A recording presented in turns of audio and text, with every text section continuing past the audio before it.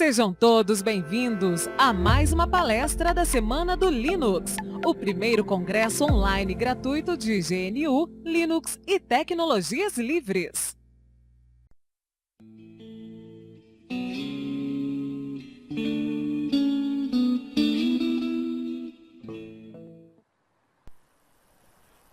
Estou usando o Tmux, não estou mais usando o Screen.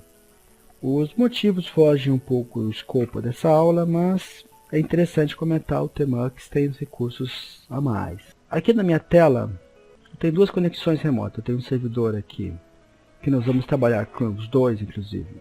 Um servidor Ubuntu e um outro servidor Ubuntu. Os dois são baseados no Ubuntu Linux. Na prática, um deles é um Ubuntu puro, o outro é o Kane. Mas se administrava servidores com shell, muito script. Uma coisa que eu fazia muito para tentar ter um controle de acesso. O usuário entrava, logava no servidor, o seu profile era carregado, ele não tinha como escapar, ele caía numa sessão screen. Nessa sessão screen, ele jogava para a sessão aberta anteriormente, ou recriava uma nova, logava o que ele fazia no TTY-REC, gravava tudo que o usuário fazia, podia interagir com a sessão. É muito interessante, tinha muita coisa boa que se fez, mas não tinha o recurso de saber exatamente quem fez o que, quem mudou o que. E também quando você configura e mexe nos servidores, Ctrl B, W, eu tinha esse recurso de menu para o usuário trabalhar. O usuário logava na seção SSH remoto no servidor e acessava vários programas gerenciais, Dialog, Orchestration. Temos aqui os nossos servidores. E aí? Que vem a ser Orchestration? Orquestração. Coisa que eu mais gostei que vem a ser orquestração seria instruir um server a fazer algo quando ocorrer algo em outro. Isso é um dos exemplos. A definição de orchestration está bem polêmica ainda, né? Mas descreve um arranjo automatizado, uma coordenação e gestão de sistemas complexos, middleware e serviços. Então, executar comandos, automatizar processos, controlar o estado das configurações, controlar o estado das configurações dos sistemas, controlar quem fez e quando foi feita uma alteração, tudo isso em função de gerenciar a sua estrutura. Daí temos a ferramenta Salt e temos a ferramenta Ansible. Ferramentas disponíveis, tem o Puppet, tem o Salt Stack, Ansible, Juju, Chef, aqui é o símbolo do Ruby. Mas voltamos ao nosso Orchestration. Vamos ver algumas ferramentas utilizadas para isso. Vamos trabalhar com esse servidor aqui em VirtualBox, é o Kane, e este aqui é um Ubuntu. Sobre o Salt tem o Salt Master e o Salt Minion, nossos Minions. Ele pode ser clientless, serverless, apesar de ser da arquitetura client-server. O Salt, vamos com ele na prática executar comandos local e remoto em N servers. E nós vamos fazer também na prática executar comandos com Salt SSH, que vem a ser o Salt SSH é usado sem o Minion. Ele é o clientless, ok? Porém, ele é mais lento, né?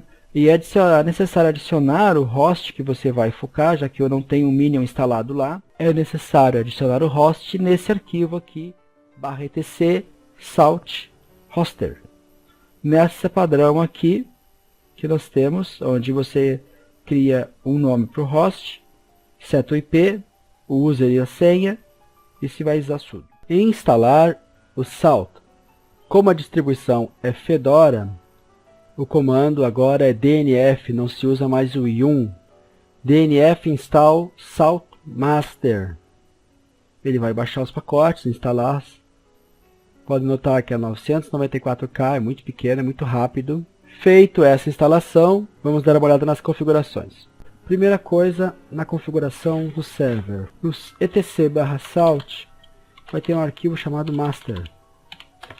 Nesse arquivo, opção interface, você seta o IP do master para saber quem é o master.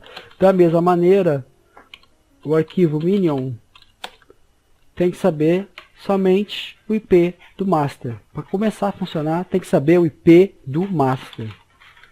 Então, aqui,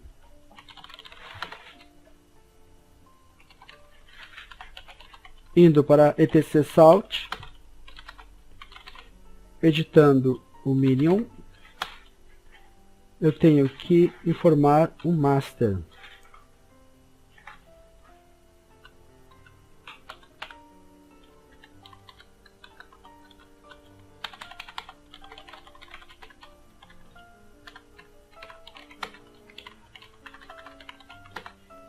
Feito isso, é de bom tom reiniciar os serviços, né? Essa distribuição Kane não é baseada no Ubuntu Salt Minion. Então, nessa distribuição, já editamos o arquivo Minion, setando o IP do master. Feito isso, vamos reiniciar o serviço. Aqui ele carregou no caso init.d. Tem o script do master porque eu instalei o master para testes futuros, mas vamos que interessa apenas o do Minion. Service salt minion stop start. Ok, temos o Minion rodando. Porém, para autorizar o Minion, nós temos que ir no master. Estamos aqui, vamos aqui systemctl stop salt.master minion e agora o start.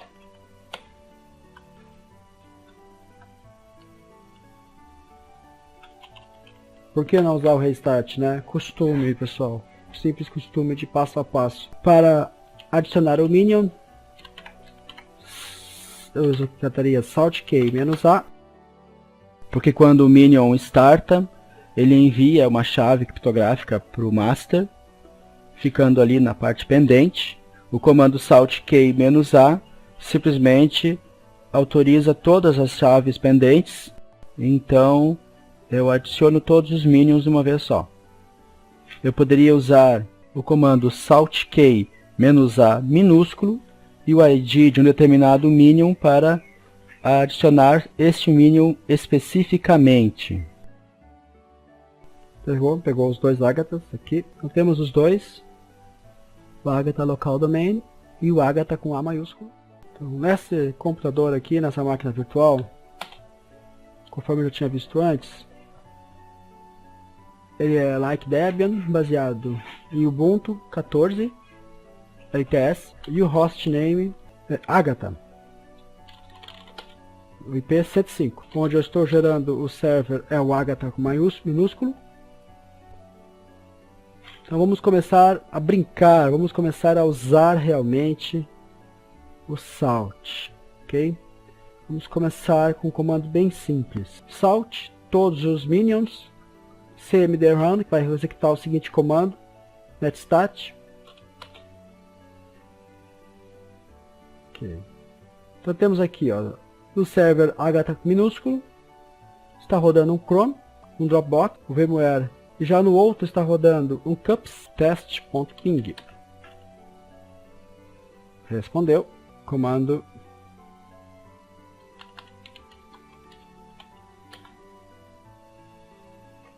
F-H, file system ACH2. Ok.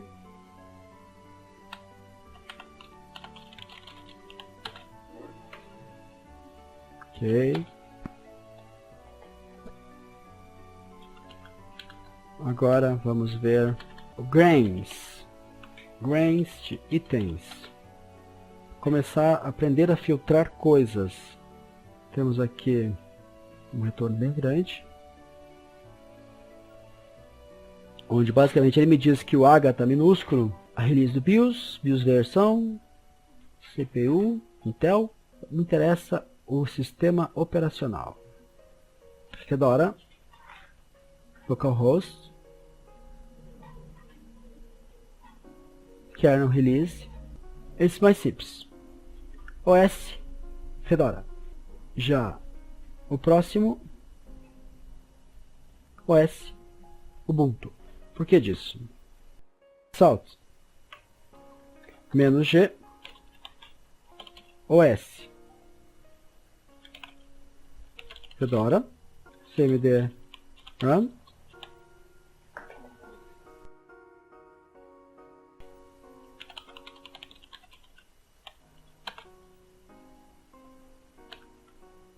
já OS Ubuntu,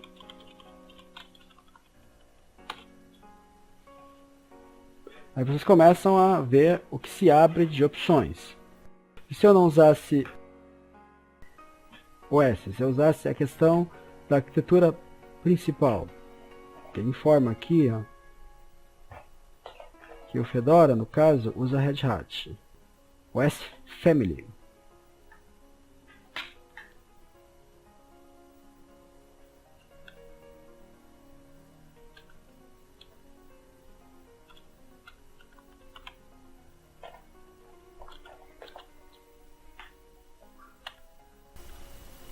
OS Family, o outro é OS Family Debian.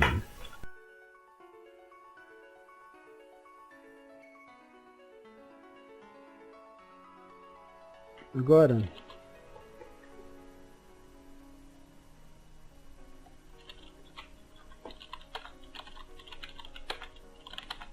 tem aqui o meu arquivo hosts.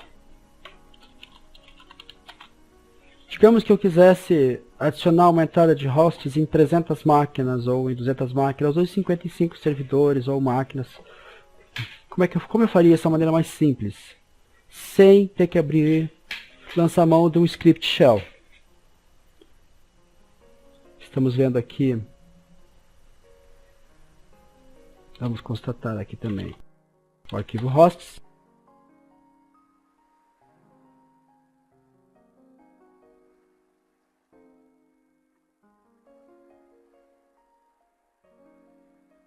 Vamos acrescentar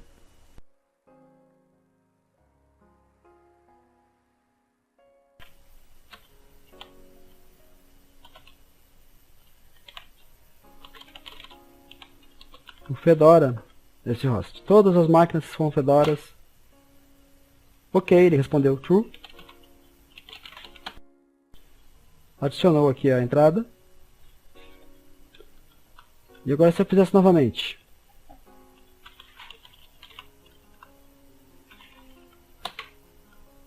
True, true. Olha só que interessante. Ele não adicionou uma entrada de duplicidade, mas ele adicionou aqui no meu Kane a entrada. Tanto é que não tem barrolinha aqui, ó. Desculpa, pessoal, eu tenho o costume de usar o F porque, na minha opinião, o servidor não tem F, não é um servidor bem configurado. ln-s barra usr barra bin barra clear barra usr barra bin barra f. Que eu realmente não gosto de escrever clear, eu gosto de escrever f. Mas cada um com seus comandos, né? Então, tendo Salt instalado, aproveitando para ver com o comando rp-qi salt-ssh a descrição salt-sh to canroom, traduzindo direto, né, pessoal? Salt-sh é uma ferramenta que pode executar comandos remotos sem o agente, sem o salt minion, without agent, ok? A questão que é discutido, o que é melhor, se é uma ferramenta sem server, só o agente, sem agente, só o server, né? O Salt tem essas duas questões. Você pode usar sem a necessidade de ter o agente, você pode usar sem a necessidade de ter o server. Salt SSH, exemplo prático. Então, para o exemplo prático, vamos usar um shell simples. Essa máquina virtual Ubuntu. Primeira coisa de tudo, como root, vamos ao diretório etc salt e editar o arquivo hoster. Nesse arquivo, já comentei no slide com vocês, está especificado o nome do host, o seu IP, o usuário, a senha, caso eu coloquei a senha password para essa aula, e se usa sudo true, esse usuário tem sudo. Coloquei o root direto. Feito isso, que tipo de comandos nós podemos dar? Essa máquina em questão, só para ter certeza,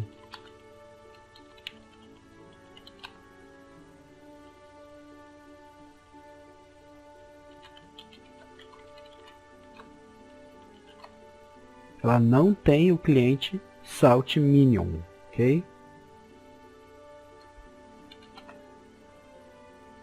E ela também não tem o pacote MC instalado. Vamos começar com uma coisa básica. Primeiro,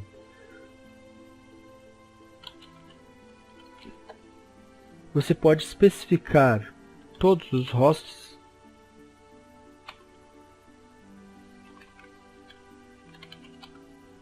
com esse comando aqui, esse coringa.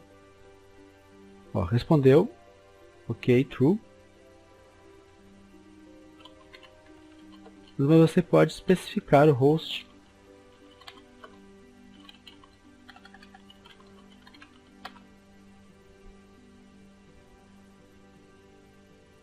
diretamente. E um recurso interessante é, logo após o nome do host, você colocar o comando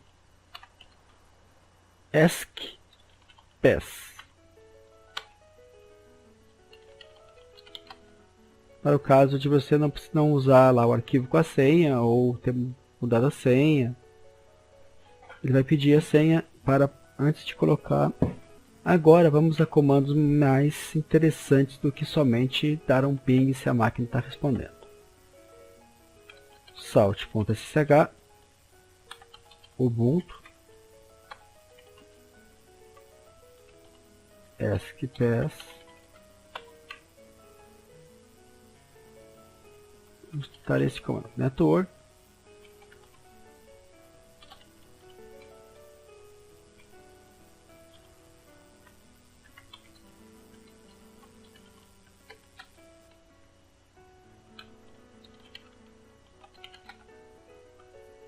Respondeu, endereço físico da rede.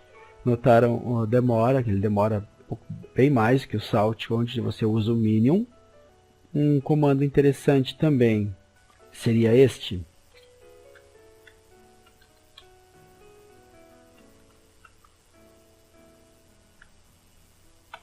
Do módulo package install pacote MC.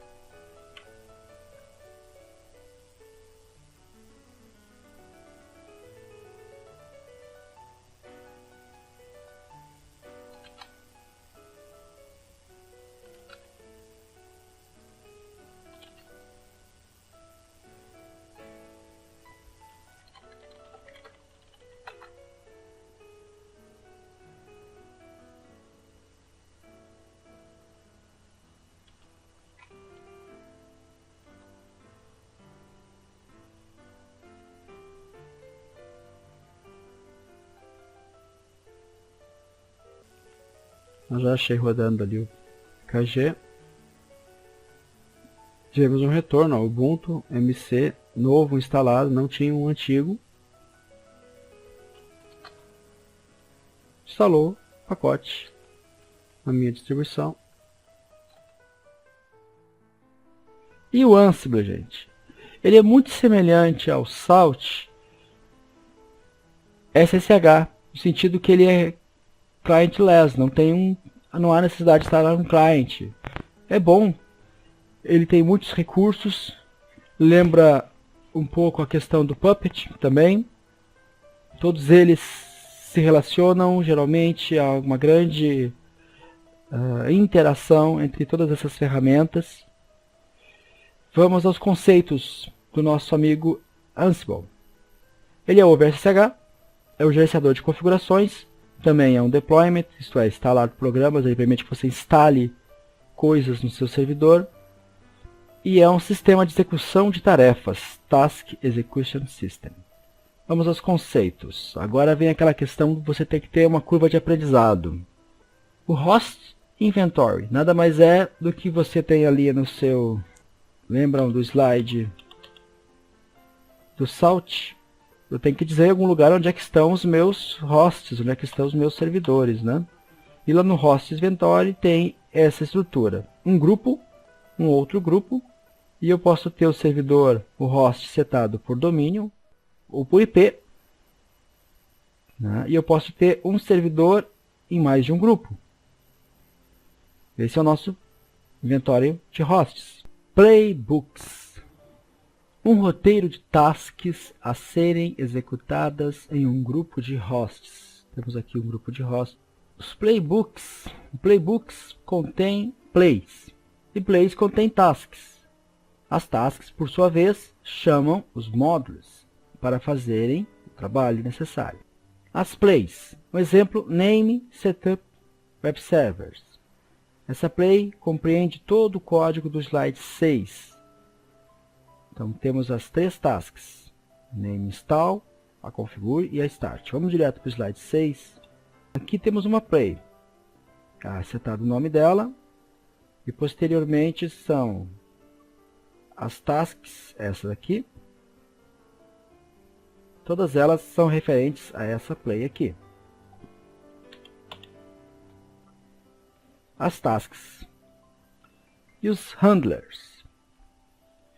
São as tasks adicionadas após determinados triggers. Triggers aqui, eu coloquei aqui triggers, mas não é necessariamente um conceito. Esse aqui é o trigger. Módulos. Temos aqui o exemplo apt, template, serves, file, copy, shell.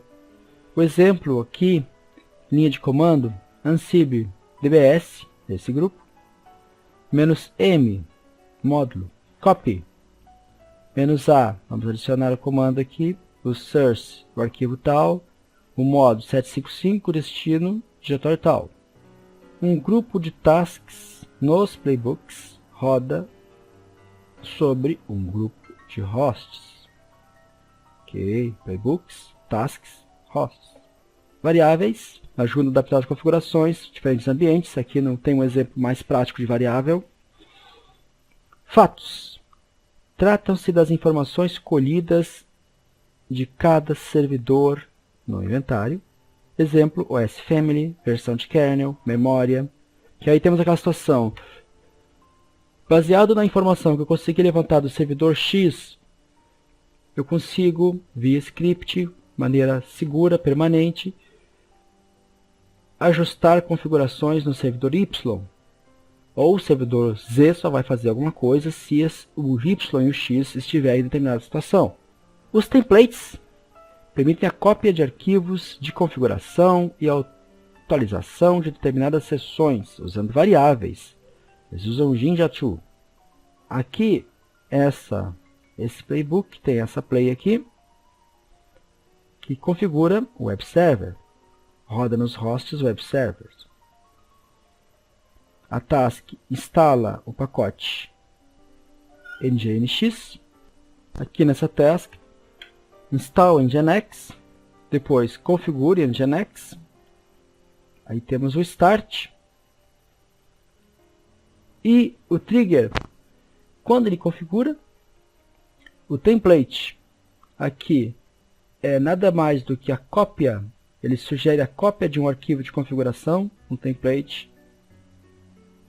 Então, vão existir centenas de arquivos prontos, pré-configurados. Esses arquivos vão ser alterados de acordo com as variáveis.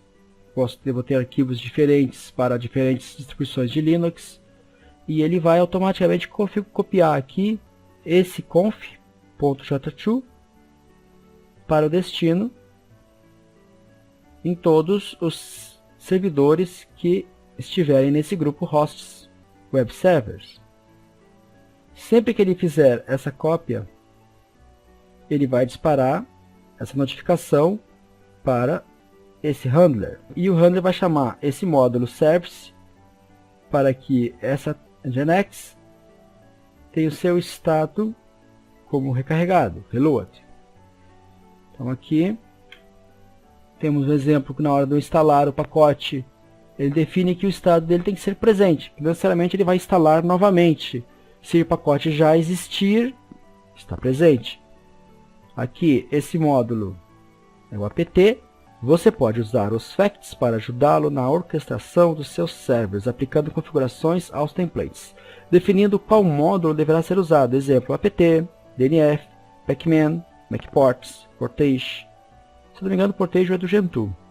OpenBSD package, etc. A fonte está aqui para vocês poderem consultar tudo que existe sobre os módulos a respeito de packaging. Onde nós entramos no template, temos aqui o template que faz a cópia. Então ajuda no deployment. Eu tenho templates, eu posso instalar programas, eu posso ajustar configurações. Rules, as regras. Bom pessoal, vamos a um exemplo prático usando a ferramenta Ansible. Para isso abrimos um shell. Vamos dar uma olhada na configuração do Ansible antes disso. O arquivo hosts eu tenho aqui simplesmente setado um grupo webs que tem o IP dessa máquina aqui e um grupo dbs que tem o IP dessa máquina virtual aqui que está rodando o Ubuntu. Então nessa máquina eu não tenho nada no arquivo no diretório /tmp. Vamos começar a brincar, a rodar comandos do Ansible. Vamos digitar Ansible, o grupo que eu quero trabalhar, dbs,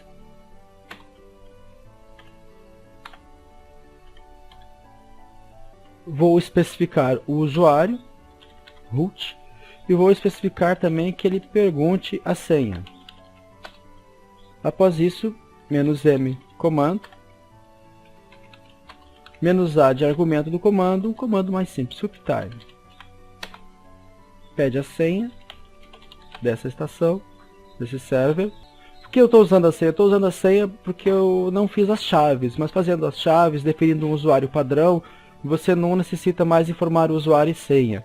Aqui eu tenho o grupo webs, onde, por padrão, o usuário root não tem permissão para usar o SSH. Então é somente esse usuário aqui. Outra coisa interessante, enquanto eu não logar uma vez com SSH -L, o usuário, né, e o server, e receber as chaves, esse comando não vai funcionar mesmo usando usuário e senha. Agora vamos para um comando um pouco mais complexo. Ansible dbs. Vamos rodar -o root, -ascii pass,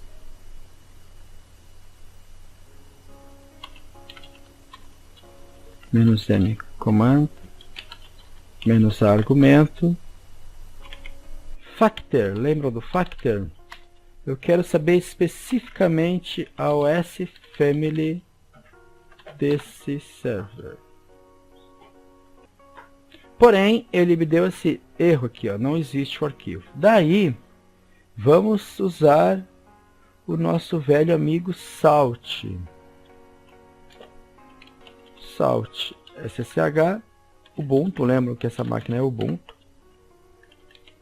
O comando é quase o mesmo, mas é um pouco diferente. ASCII pass, não tem o hífen. Package install factor. Aqui eu estou usando o root para disparar o Salt, não precisaria, podia usar no usuário comum. Instalou.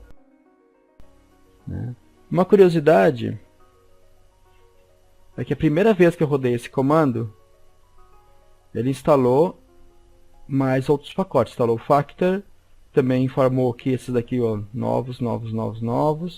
E instalou esse aqui. Ok. Instalou todas as dependências. Também posso usar package remove. Posteriormente, olha, ele desinstalou.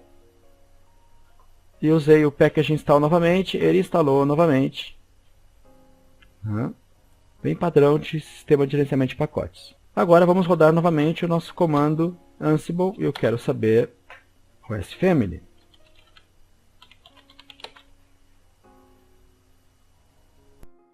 Ele retornou sucesso, mas ele não retornou a OS Family, que significa que não tem. Vamos ver o que tem nesse servidor. Tem tudo isso aqui, ó. Kernel Linux.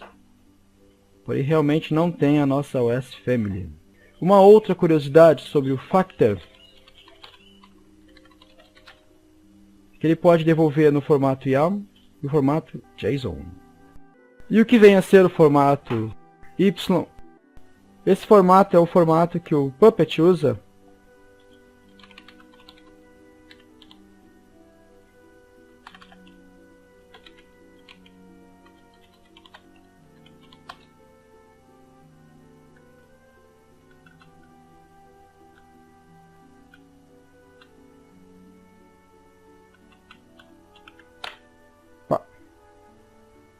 e esse é o formato, informação maior para poder ver bem.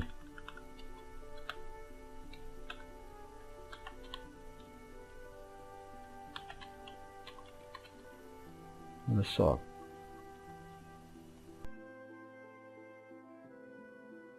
Esse formato, os 3 tracinhos, as informações. Se eu pedir no formato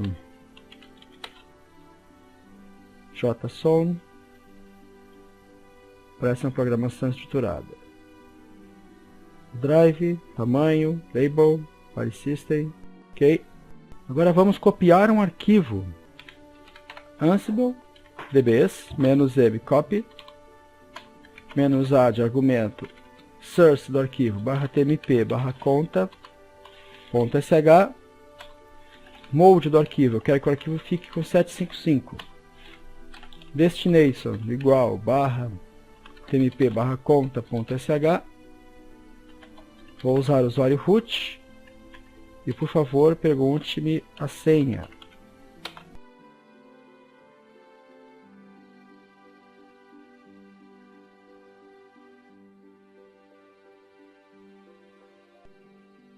Você pode ver pelo resultado aqui na tela que houve sucesso na cópia. Assim encerramos o Ansible. Uma outra ferramenta muito conhecida e muito usada, já está bem debugada, evoluiu bastante, de suporte a servidores e manutenção de servidores, é o famoso WebMin. Para tal, basta abrir o IP em HTTPS, né? O IP do servidor, /10.000, a famosa porta do WebMin. Dá essa mensagem clássica, sim, adicionar a sessão, confirmar, adicionar a sessão, confirmar. Então, eu tenho aqui uma máquina virtual e essa própria máquina estão com o serviço do WebMin instalado. Vamos aqui, loguei, não loguei. Aproveitando que eu errei as senhas porque eu confundi os dois servidores aqui, quando você recebe essa mensagem no WebMin, como solucionar isso? Basicamente você necessita de um shell,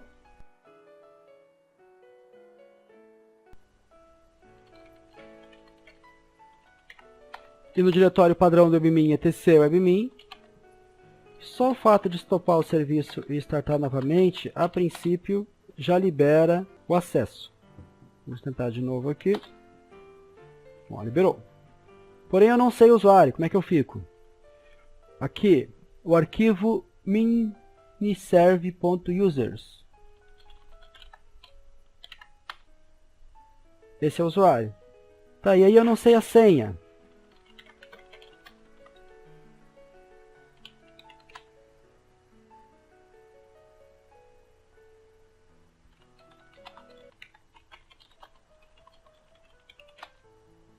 Esse comando aqui, ht, passwd, arquivo de senha e o novo usuário.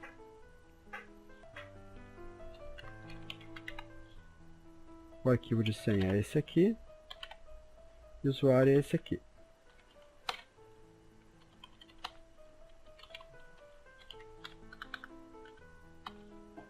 Então, ali. Temos a nossa nova senha. Vamos restartar o serviço.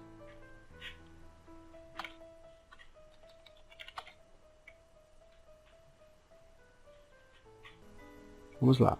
Na máquina 10. Esse é o usuário. E essa é a senha. Agora sim. Então, na máquina 10 eu tenho o Ubuntu 1.127. E na máquina 104 eu tenho qual?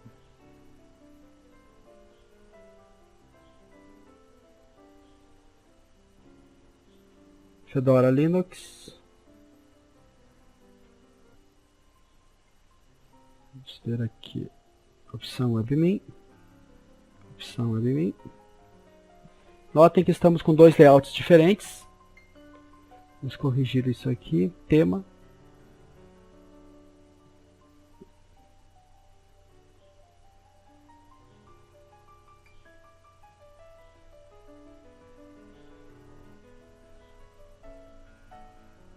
Tem uma versão mais atual do WebMin aqui. Essa aqui tem que ser atualizada.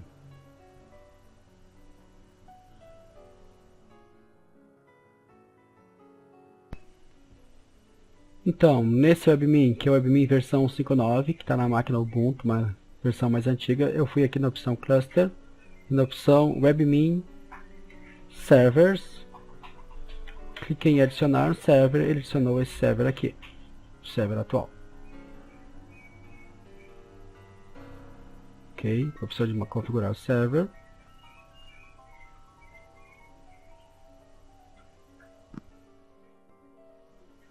Nesse meu WebMin eu tenho aqui, ele foi configurado como server, ele é de IP 92.68.1.10, copiar.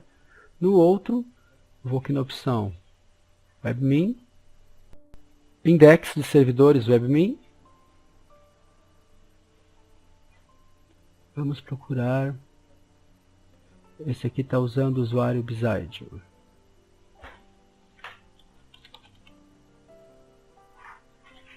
Senha padrão.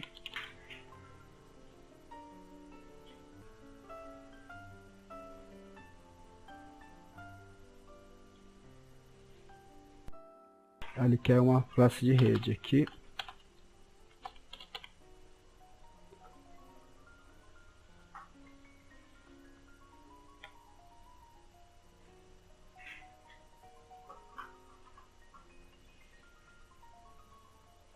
Aqui.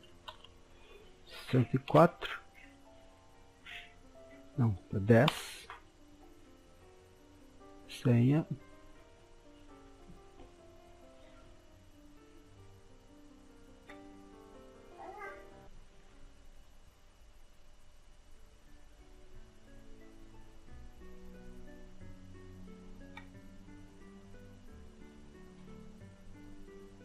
Achou?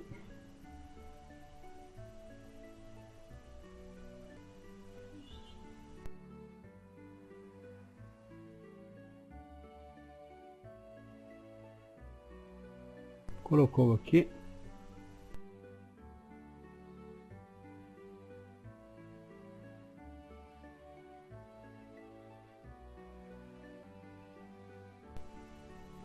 Gente, agora ele abriu o outro. Vou fazer o update do WebMin dessa máquina através da interface dessa máquina. Então, estamos aqui no cluster, opção cluster WebMin Servers, temos aqui os dois servers. O que foi feito? Aqui na opção WebMin foi procurado, ele foi definido que o login que eu vou usar com ele vai ser root, eu botei a senha do root dessa máquina, ao invés de usar o login padrão do WebMin, que é um usuário que não necessariamente existe na máquina. Então, feito isso, contornou-se o problema do RCP error, e temos aqui nos cluster os meus dois servers. A partir daí, clicando aqui ou clicando aqui, já temos a nossa administração em cima dos nossos servers usando o WebMin, que é um recurso muito tarimbado já pela comunidade de TI.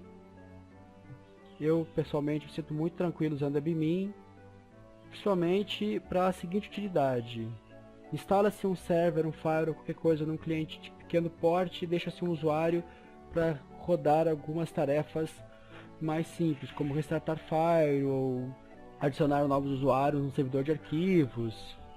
Você usa comandos personalizados. E usando o comando personalizado, você pode colocar exatamente quem vai fazer o que e deixar um usuário só para usar esse comando e na interface web de uma máquina Windows ou qualquer outra coisa, Macintosh na rede. Voltando à aula, rapidamente aqui ó, na opção de Cluster Software Packages, vamos adicionar ó, esse aqui. E vamos adicionar também o meu próprio server.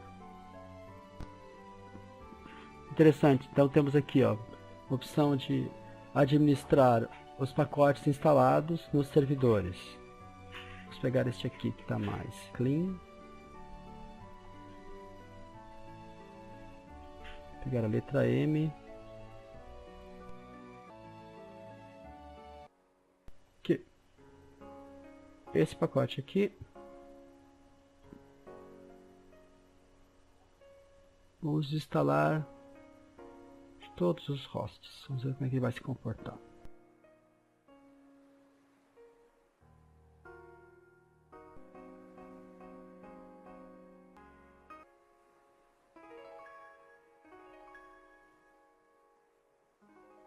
Foi o MC. Para encerrar, vamos falar rapidamente sobre o Puppet. Vai estar disponível esse slide para vocês, então eu não vou me deter muito nos detalhes. Mas, resumidamente falando, o Puppet é uma plataforma para automação de gerenciamento de configuração, voltada principalmente para infraestrutura. Entre os conceitos a destacar sobre o Puppet, tem as variáveis, que são geradas pelo Factor,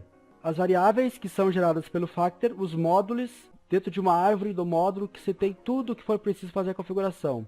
Os facts, é muito seu mesmo conceito, são os fatos, como o S-Family, versão do kernel, memória. E as classes é uma coleção de resources que são administrados juntos como uma unidade. Tudo que se cria e gerencia é um resource no conceito do Puppet. Exemplo, um file, um usuário a ser adicionado, um grupo a ser adicionado, um serviço a ser startado, um package a ser instalado, uma database, uma liberação de acesso, tudo seriam resources. Então, como funciona o Puppet? Você tem que definir o que quer, podendo simular a ação antes de executar. Confirmando na simulação, você pode fazer um enforce periódico para manter as configurações como você definiu. O Puppet usa TCP 8140, ele pode ser masterless, você pode aplicar uma configuração em OS somente com um agente instalado. O pessoal usa muito isso para fazer uma instalação rápida e mais ágil, padrão. Ele também pode ser masterless usando Git. O catálogo são os arquivos XML. Lembrando do comando factor, que foi comentado e abordado anteriormente, com a opção "-y", gera um formato de saída nesse padrão usado pelo Puppet. Arquivos XML com todas as informações dos nodos e das configurações, que são lidas pelos agentes e aplicadas ao sistema operacional dos nodos. Facts é igual catálogo de informação dos nodos. A questão da abstração, você define o que quer ser feito. Não importa como vai ser feito, a ferramenta já sabe. A ferramenta já deve saber fazer o que for pedido. Na verdade, você tem que deixar tudo pronto, tem muita coisa pronta, né? Mas você tem que ver, por exemplo, eu quero que instale um pacote. Mas se tiver lá todas as versões de Linux menos uma, você tem que adaptar, pegando a versão e criando a opção, para essa versão use o Yum, para essa versão use o Pacman, para essa versão use o DPKG, né? Então ele funciona assim. E a questão da idempotência. Não importando quantas vezes se repete uma ação, o resultado será sempre o mesmo. Rodando 100 vezes uma instrução para criar um usuário, ele irá criar, caso não exista. Caso já exista, ele considera que o estado de criar o usuário já está correto e não faz nada. Nós vimos isso também no Salt, né? E o Ansible também, que copiava um arquivo, se o arquivo já existe, ele não copia de novo, né? Ele adiciona uma linha lá no host, se a linha já existe, ele não adiciona de novo. O master recebe os facts do agente, compila um catálogo do estado atual do nodo e compara com o catálogo das configurações esperadas. O que estiver diferente do esperado é feito o enforce pelo agente do nodo. Eu sou Ederson Marques e era isso, pessoal. Obrigado.